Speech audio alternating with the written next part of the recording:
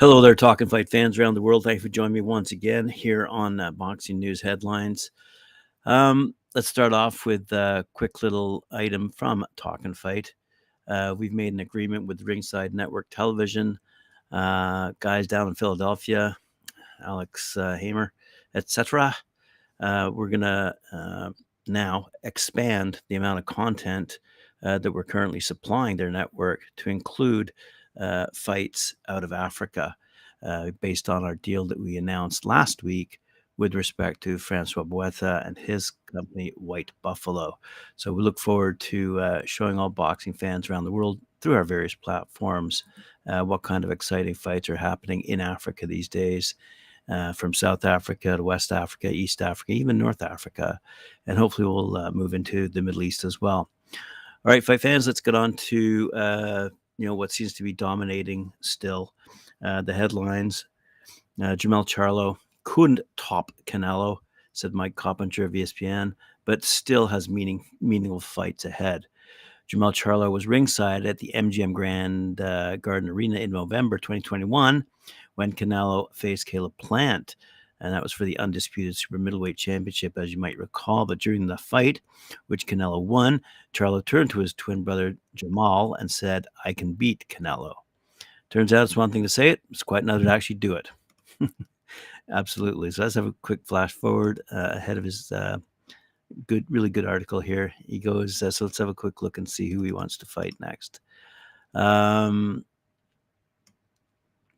Charlo's lackluster performance on Saturday, pound-for-pound king Terence Crawford said, you went out sad.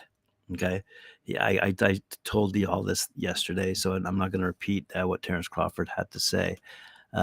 As Coppinger says, all is not lost for Charlo. He didn't seem to take much damage outside the seventh round knockdown, courtesy of a Canelo overhand right, and should be an improved fighter going forward after sharing the ring for 12 rounds with Alvarez. So the other meaningful fights in the future, because he remains top guy at 154. Charlo said he only rehydrated at around 172, 173 pounds on fight night, and boxers routinely gain 10 to 15 pounds overnight. He said, "I'm going back down to 154, so that's going to be major." Charlo said, "I can do it. I can make the weight easy. I'm used to moving around much lighter." However, he's no longer the undisputed junior middleweight champion. Charlo still holds WBA, WBC, and IBF titles, but once the bell rang on Saturday, the WBO stripped Charlo and elevated Australian char Tim Tszyu from interim champion to full champion.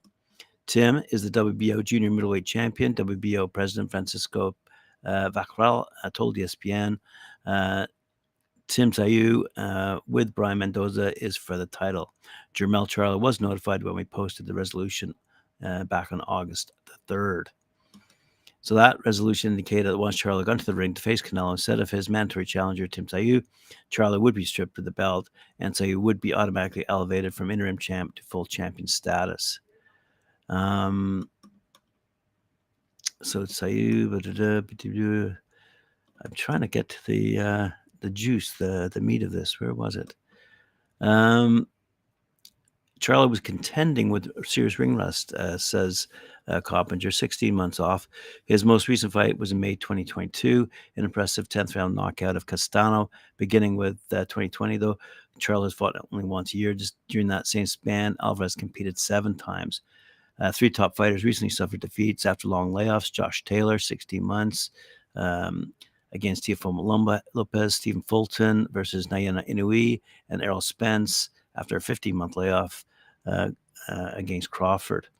So if Charlo can compete at least twice in 2024 and return to winning ways at 154 pounds against a fighter like Tim Tszyu, he could still obtain a pound-for-pound recognition he so desperately seeks. Said Charlo, "I think I'm the best fighter in the world. I still think that right now." I have a different opinion. And so does Jake Paul, for that matter. Jake Paul chimed in on all of this because he's been public campaigning for showdown with boxing's former pound-for-pound king for the past part of 2 years. We're talking about Canelo here. 4-weight champ Canelo recently revealed he doesn't respect the former Disney actor as a fighter, but he's not opposed to sharing the ring with him. I think it's good because other people who never watch boxing, they don't know anything about boxing, they want to watch Jake Paul because he brings fans from other worlds, not boxing fans. And that's good because everyone enjoys it. What they do, I think they do for business, and you need to respect that. Paul hasn't set foot inside the ring, though, since his August showdown with UFC legend Nate Diaz, whom he defeated via unanimous decision.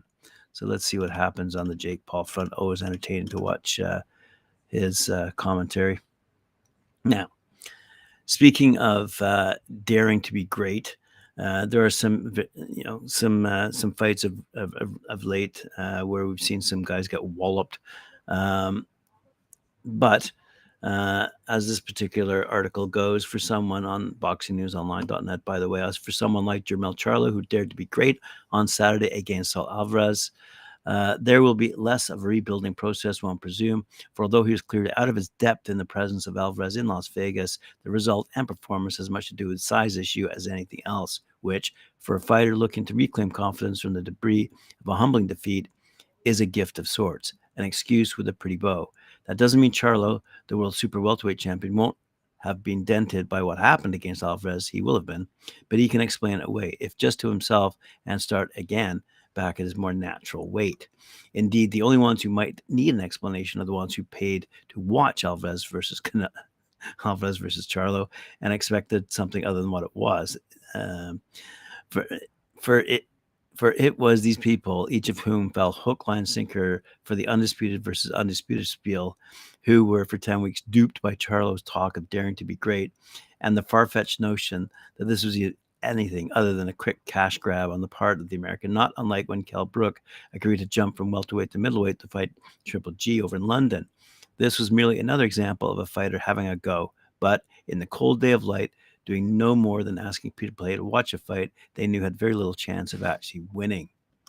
In such moments, boxing becomes a funny old sport, even more so than usual, because while daring to be great sounds like an ignorant eye and ear, a positive, commendable mantra, it is in reality, unlike many things in boxing, instead often a cynical marketing tool and slogan used to conceal what is really going on. In other words, when said by a boxer, daring to be great tends to, in fact, mean this: please pay me to watch in a fight I know I can't win. Or, if not that, perhaps this: I will try, obviously, but it's a dare rather than a proper fight, so don't judge me too harshly when I lose. When said by a promoter, meanwhile, daring to be great invariably translates as this: the money's too good to turn down, so we'll throw them in and see how they get on. Or, if not that, perhaps this: what's the worst that can happen? Moving on. Following the news that Billy Joe Saunders is to make a welcome return to the ring, he has now revealed which promoter he'll have helping him get back into the world title picture. For many, the 30-year-old Saunders is one of Britain's biggest talents, having lifted world honors in the middleweight and super middleweight divisions. It could be a well-decorated career if ever to hang up his gloves now. It's been 2.5 years since he lost out to Saul Canelo Alvarez in a super middleweight unification fight in Texas. Saunders did well in the early rounds, keeping Canelo at range and using his fancy footwork to stay out of trouble until Canelo eventually caught him with a huge uppercut that broke his orbital bone and led Saunders to stay on his stool after the 8th round. In an interview, Saunders said he'll be back in December at super middleweight. I have come back to boxing because I can't keep thinking about could have, would have, should have. I know it's been 2.5 years now, but I've been boxing mentally since I was 5 years old, so I needed that break so much. He then revealed he would be promoting him in his final fights and as someone he's worked with before. I haven't got an opponent yet, but I'm going to go back with Eddie Hearn and sort it out. He then admitted he wouldn't be crashing the weight in a rush and only has a couple of fights left. I want to go slowly, bring it down, have a little run out, get the ball rolling, pick an opponent, and then look for the biggest fights Eddie can bring to me. I only want 3 or 4 fights. So with a couple of matchroom cards moved for December, there are opportunities for Saunders, and he should be able to get himself in shape by that time. Good for you, Brits.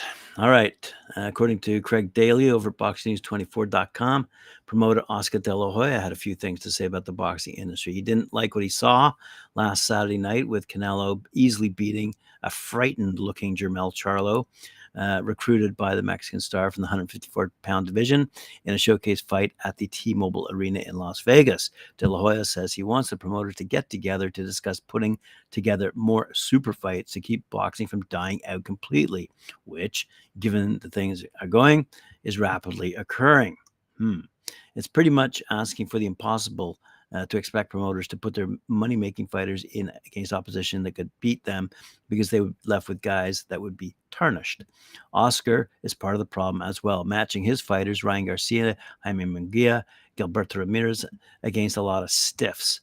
Ryan is fighting a no-name guy, 135-pounder, Oscar Duarte, next in December instead of a top contender from the 140-pound division where he currently fights. This is just another one of the many examples of promoters putting together weak fights that do little to create interest in boxing. If we want boxing to survive, if we want boxing to thrive, we need super fights like all the time, said De La Hoya. Fighters must fight each other. We have to come together. Promoters, Eddie Hearn, Al Heyman, Bob Arum, whoever's out there, let's come together. Canelo Charlo, super boring. Jermell just showed up for the paycheck. Many of the promoters and fighters are only interested in looking for cash out fights, and in between them, they only take it easy. Sure thing matches that are no threat to their ability to keep making money. So, for example, Canelo is taking on soft opposition like Jermell Charlo and John Ryder instead of facing the top guys in his weight class at 168, David Benavidez and David Morrell Jr. or Dimitri Bivol, who has volunteered to come down to super middleweight for the rematch. With Canelo, he's expected to continue to cherry-pick opposition, avoiding Benavidez, Morrell, and other top fighters at 168. For Canelo's next fight, the two leading candidates are these guys, Terence Crawford, 147-pounder, and Jermell Charlo, 160-pound fighter who hasn't fought in 2.5 years and is arguably washed up.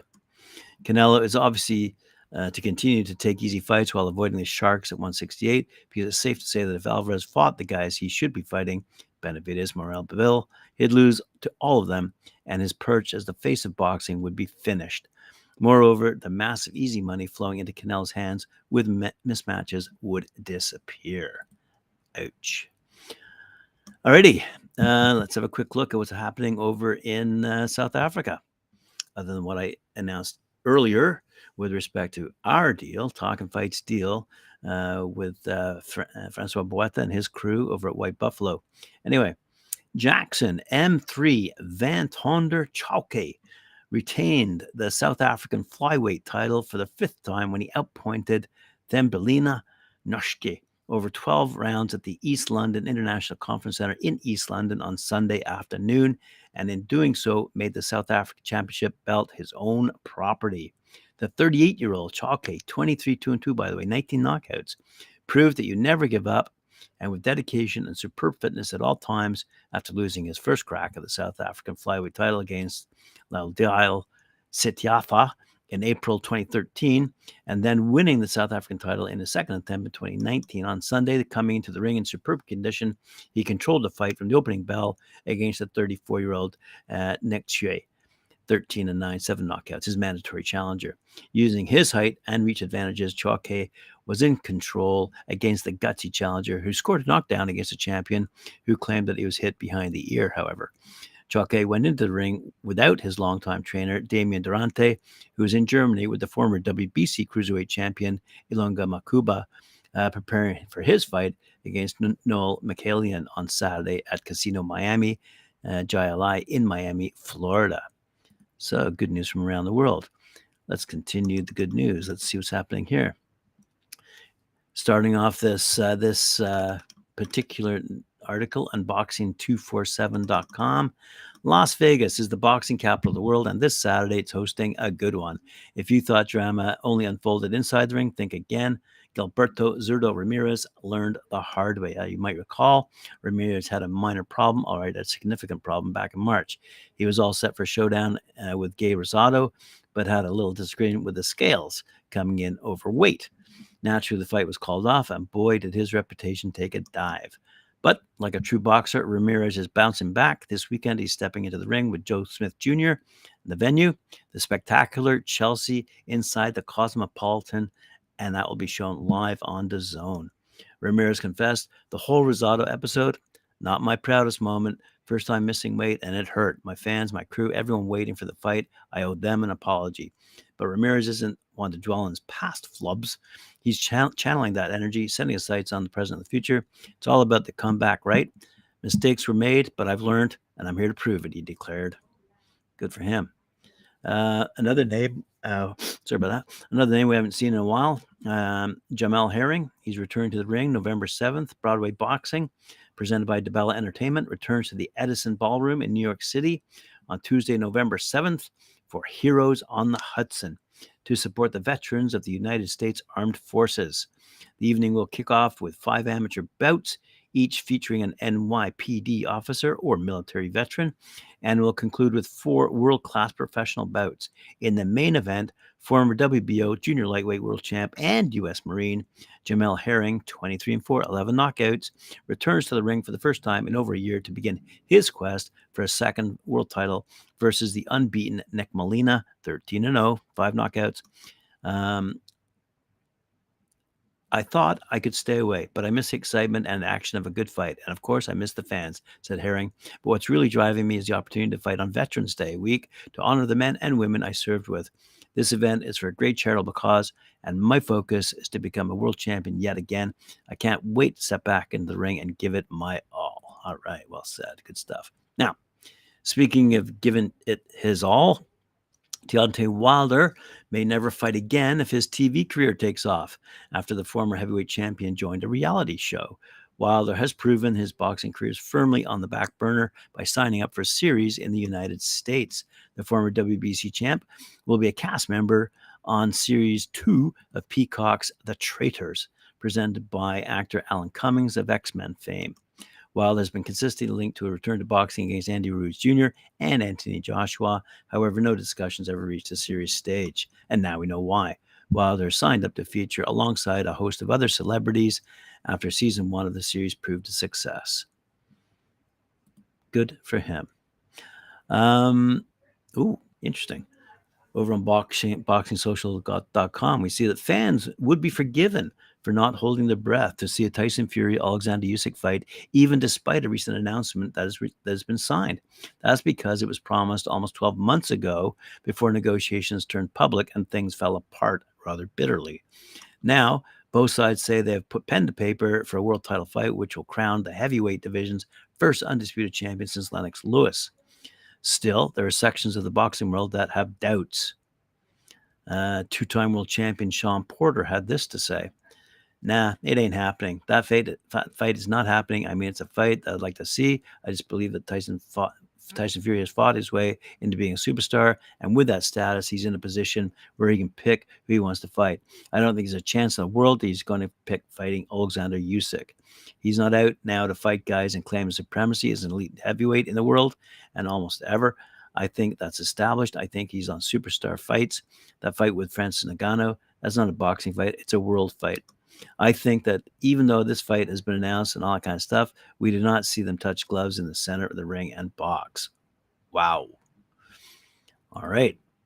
And let's see what Eddie Hearn has to say about all this. Can't go a show without saying something about Eddie Hearn. Eddie Hearn claimed there's a clause in Tyson Fury's contract with Oleksandr Usyk that could guarantee a doubleheader between them. Fury is set to return on October 28th in a crossover clash against Francis Ngannou in Saudi Arabia, as we all know. But before the two heavyweight stars collide, the Gypsy King announced he had signed a deal to face Usyk after. According to rival promoter Hearn, the deal includes a rematch clause that means the two will fight twice. And he said, "I've heard that there's a rematch clause whatever happens. The title fight would offer the chance to crown the division's first ever 4-belt undisputed champion. But first, Fury must avoid an unthinkable and career-threatening defeat to boxing debutante Ngannou." Fury told TNT Sports, he said, "He's about 6'5" tall. He's about 278 pounds. He's about 18, 19 stone, a dynamite puncher with both hands. He's recorded in the Guinness Book of Records as the hardest puncher to have ever punched anything, so there is that risk. The biggest risk of all is fighting an MMA fighter, and I'm in the world heavyweight champion, so what happens if he beats me? Ridiculed." Wow. It would be like getting beat by Liverpool for Manchester United 7-0, wouldn't it? How do you come back from that? Ngannou was less than impressed after Fury announced his fight with Usyk before their Saudi showdown. He tweeted, "I don't know what the minimum medical suspension in boxing, but I really don't understand how Tyson can fight in December after what's going to happen in October." It just gets better. All right, boxing fans, thanks for joining me. Appreciate it very much. Remember to like, share, subscribe, hit that notification bell, and we'll see you later on at 4 p.m. Eastern Time when I join Mike Orr on his show, Knuckle Up. Bye-bye.